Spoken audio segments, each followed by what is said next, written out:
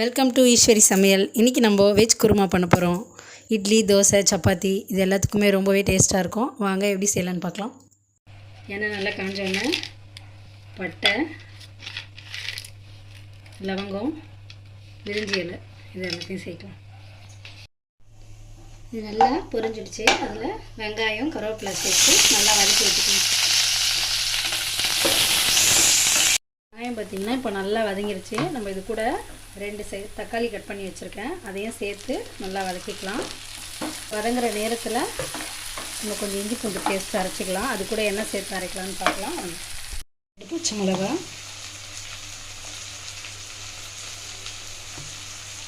ஒரு 5-6 துண்டு இஞ்சி, ஒரு 10 பல்லு பூண்டு, ஒரு 1/4 டீஸ்பூன் சோம்பு. இதை நம்ம மிக்சியில் நல்லா பேஸ்ட்டாக அரைச்சி எடுத்துக்கலாம். அரைச்சி வச்சு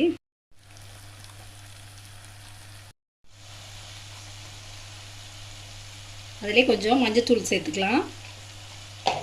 தேவையான அளவு உப்பு சேர்த்து நல்லா வதக்கி விட்டுக்கலாம். இதெல்லாம் நல்லா வதங்கிருச்சு. நம்ம கட் பண்ணி வச்சுருக்க காய்கறி எல்லாம் போட்டுடலாம். கேரட், பீன்ஸ், பட்டாணி இது எல்லாமே நான் பொடியாக கட் பண்ணி வச்சுருக்கேன். எல்லாத்தையும் சேர்த்து நல்லா வதக்கி விட்டுக்கலாம். ஒரு 5 நிமிஷம் நல்லா வதங்கட்டும்.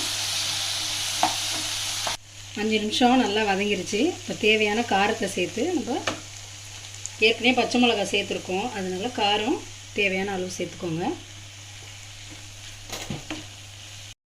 தண்ணி தேவையான அளவு சேர்த்துக்கலாம். சேர்த்து மூடி போட்டு ஒரு 10 நிமிஷம் நல்லா கொதிக்க விட்டுடலாம். இப்போ நம்ம தேங்காய் பேஸ்ட் அரைச்சிக்கலாம். அரை மூடி தேங்காய் நல்லா பொடியாக கட் பண்ணி வச்சுருக்கேன். அது கூடவே ஒரு 10 முந்திரி அதையும் நம்ம சேர்த்து நல்லா பேஸ்ட்டாக அரைச்சிக்கலாம். குருமா நல்லா கொதிச்சிருச்சு. பச்சை வாசனை எல்லாம் போயிடுச்சு. இப்போது அரைச்சி வச்ச தேங்காய் விழுது அதில் சேர்த்து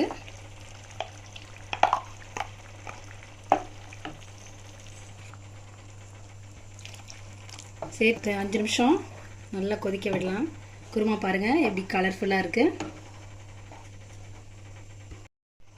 உங்களுக்கு தேவைன்னா தண்ணி சேர்த்துக்கலாம். அதில் உங்களுக்கு எந்த அளவுக்கு தேவையோ அந்த அளவுக்கு தண்ணி சேர்த்துக்கலாம். நல்லா கொதித்து ரெடி ஆகிடுச்சு. நம்ம கொத்தமல்லி தூவி இப்போ இறக்கிடலாம். அதை சப்பாத்தியோடு சேர்த்து சாப்பிட்டிங்கன்னா சூப்பராக இருக்கும். இந்த மாதிரி சப்பாத்தி கூட தொட்டு சாப்பிட்டிங்கன்னா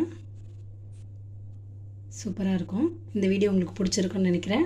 நீங்களும் உங்கள் வீட்டில் ட்ரை பண்ணி பாருங்கள். ட்ரை பண்ணி பார்த்துட்டு எப்படி இருந்துச்சுன்னு சொல்லுங்கள். இன்னொரு வீடியோவில் பார்க்கலாம்.